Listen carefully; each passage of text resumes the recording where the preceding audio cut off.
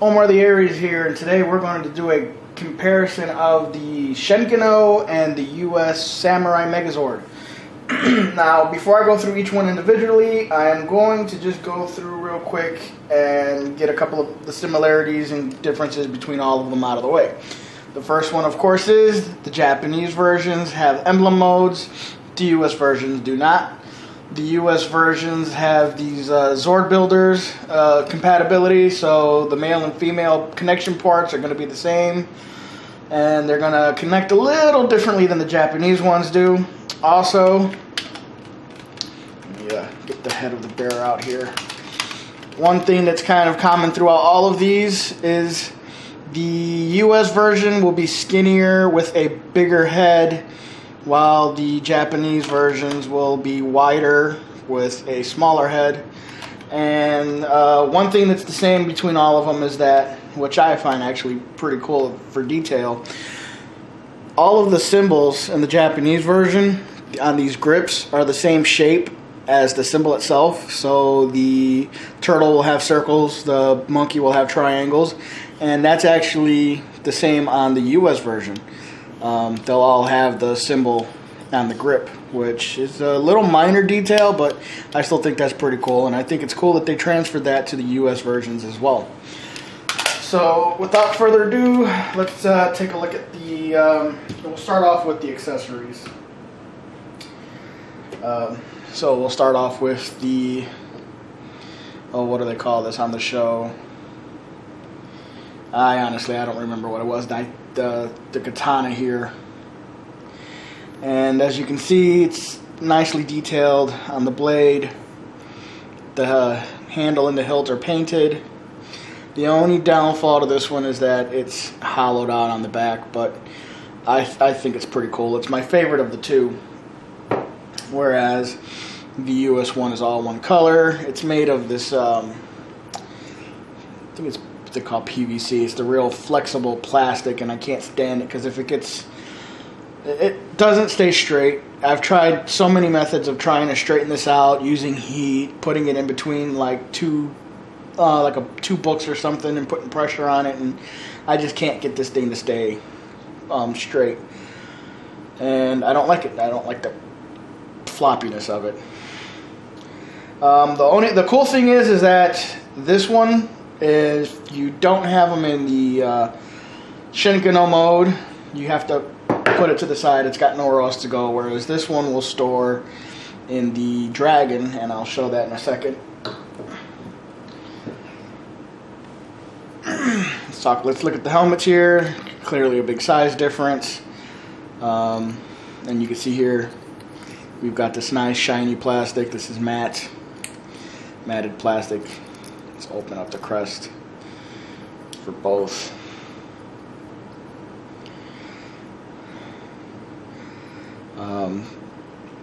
So there you go. I think this one sticks out further, but obviously bigger. And I do like the fact that they do have the little details on the side on both versions. And again, these store in the Dragons for both of these. And the only other accessory which isn't available in the US is the shield. Shinken-Oh had a shield, and I believe the shield was also used in the American version, and shown on the American version of the show, but the American toy doesn't come with the shield. And this is part of this can come out, and this can be used in the Japanese roleplay toys. Just put that right in there, and it spins, because that was a big part of the show, spinning the disc around. So put this to the side here, and might as well start with the blue Dragons. So there's the US one, the Japanese one in its symbol mode, and as I mentioned, you can take the sword, cram it up its butt. It extends it, but it doesn't make it any cooler. I just don't like the way this one is, but we'll get to this in a second.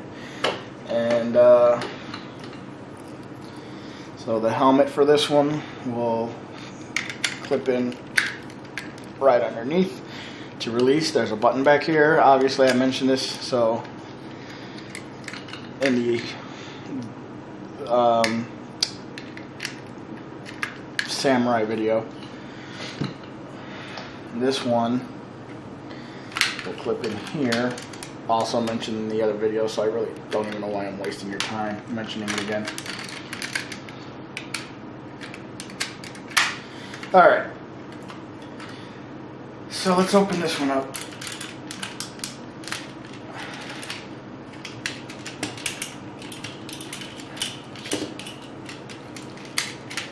So clearly we can see this one is of better quality, and actually has a movable neck compared to this one. This one, the symbol is not colored in. This one it is. 2 ports here for the American flying version of the Megazord, not here because the drills connect somewhere else. And then I think the only difference in paint is that on this one the toes are painted, this one they're not, and on the head this is left blue, this is painted black. Both have articulated mouths. And that's, I think, the only big difference is in paint. Oh, and well, let's get them into the leg modes real quick for both. Put this helmet out. Sort out. Get the helmet out. So I'm going to go through these quickly because obviously they both change differently because of the, again, this is Zord Builder, this is not, so the ports are going to be different. The other thing here is this is nice and shiny. You can get a reflection off of this. This is just matte. It's actually 2 pieces put together, and that just looks horrible to me. But yeah, there we go. There's the blue one. Put him to the side. We'll do the green one next. So obviously, again, symbol mode. Let's open him up.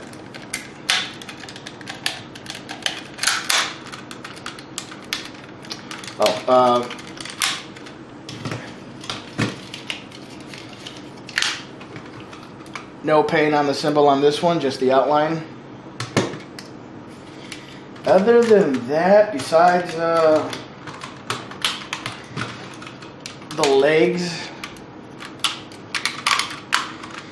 legs being hollow on the US version, and this having the silver plate over it, there's not much difference. I think all the paint besides the symbol is all on there. Again, nice and shiny on the Japanese one. 2 pieces and a matte finish on the US version. So articulated mouth on both. I think just the hollowness of the leg and the missing paint are the 2 big differences between the 2. And transformation of the leg mode is actually the same for both. And the only other major difference is that the Japanese leg actually locks into place. You have to use that to pull it back to the head. This one, it's just free to do what it wants. Okay, what's next? We'll do the pink. Not much difference, honestly, between the 2 paint-wise.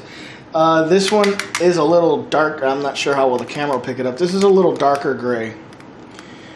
But other than that, the back on the Japanese one is actually painted. It actually has the silver around on both sides. There is silver paint around the edges on both sides, and the US one does not have that silver paint on the back. It's just all not painted.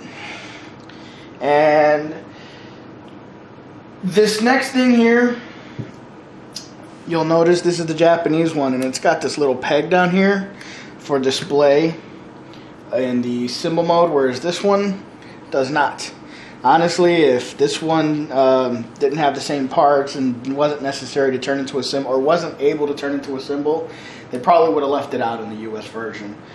But that's just the one big difference, is that this one will actually stand in its emblem mode, and this one does not. It doesn't have the little kickstand there to keep it straight. Transformation, again, I mean, this is almost a mirror image of itself, so let's see.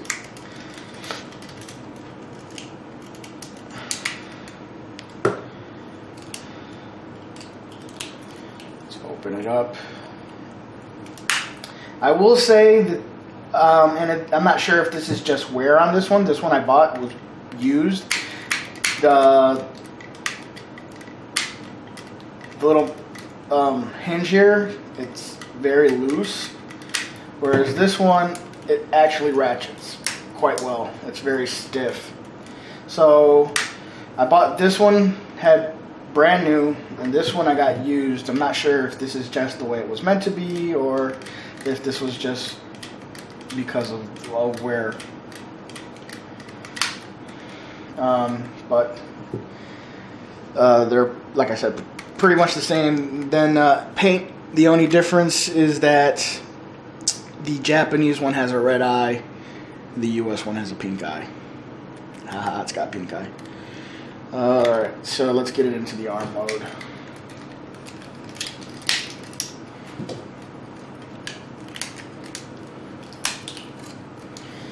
And we'll do the yellow one next. So, base paint on these, this is a much brighter yellow on the Japanese version, and this is almost orange on the US version. And let's get this into the monkey.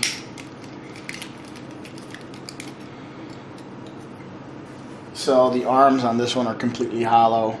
The fist have some body to them, but other than that, I mean, it's almost the same. This one just has a wider arm stance. The arms ratchet on this one. They do not on this one. And then the US one has a lot of gray here, gray for the face. This one actually has gray for the outline, but black on the inside. This one has just, they didn't bother to put the black accents in here. So I think paint-wise, it's about it. So let's turn both of these into the arms. And I'm just going through quickly because I do have reviews for both of these individually, so you should see how they'll both transform in the other videos. Lastly, the red lion. So this one here has the red symbol all around. It's all painted red. This one, it has the paint up here, but not on the legs, and the legs don't collapse obviously like this one does.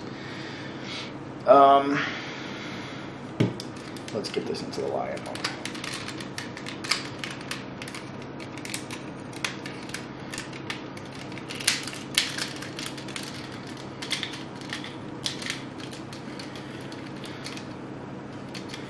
Okay, so obviously these legs, just because of the way it's the Zord builder, and they just fold in, whereas this has a little more complex mechanism to it. But I mentioned the head being different. The eyes are actually a different color, where these are more, I don't know, teal, and this has green eyes with a little bit of a black outline to them. Both mouths are articulated. Just a solid here, where this is actually painted gray. The legs are painted gray. The legs are just left black. And that believe paint scheme wise, that's about it. So let's form up both of the Zords here.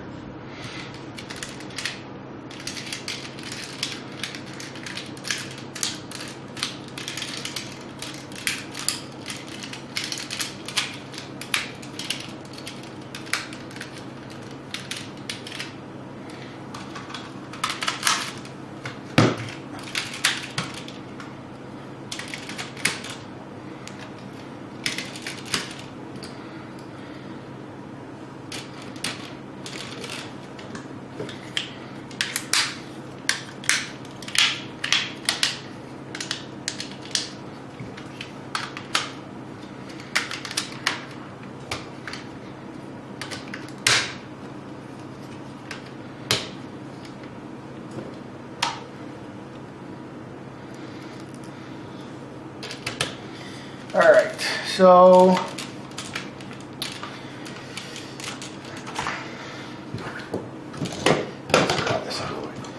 now there really isn't much of a big size difference. Yes, the Japanese version is a little taller, just in this fact that this is a lot bigger. I mean, size-wise, they're almost the same.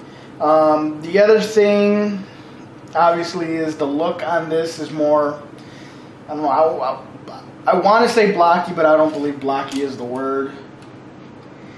Whereas he looks more humanoid here, because he's got, you know, thinner thighs. They're not huge. It looks like he has knees and thighs, whereas this one doesn't. But also this one, the hands, which I like, are straight. This one, they're at like a, I don't know, 20-degree angle or something. I'm not sure what that is, but on all of the Zords for the US version of this line, that they all angle outwards.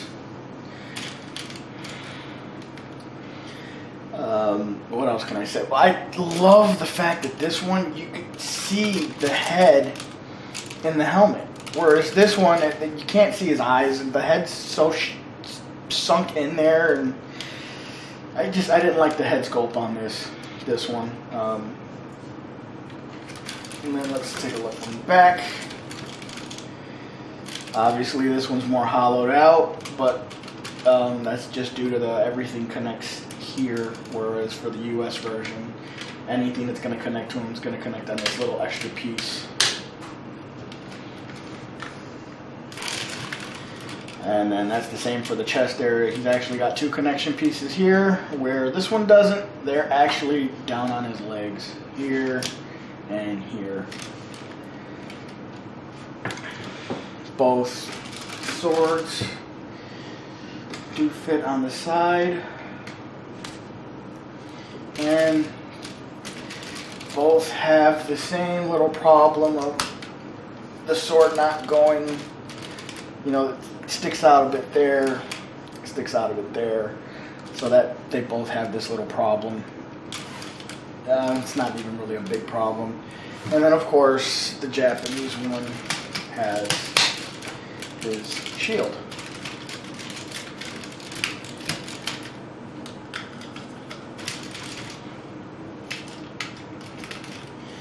So, I mean, yes, this one's a more complete version, more show accurate. This one is not, but I can't complain. They're both, you know, they're both similar and unique to the point where if you can get both of them, I would get both of them. A lot of the big similar differences actually in these figures come in the extra pieces that we'll get into probably next week. But as far as just the main mecha themselves, there's not too much different to them besides the emblem mode. And to be honest, the emblem mode is really not all that necessary, except for, of course, the pink and yellow one actually do need to become emblems for other modes with other accessories, whereas just in this mode, it's not necessary for them to be the symbols or the emblems. I wish that they would have at least made the yellow one also turn into an emblem to make it look more complete in the other versions of the Zord. But no, that's about it. If you could get both, get both. If not, definitely go with the Japanese version. It's so much better. And thank you for watching my video, and I will see you next time. Thank you. Bye.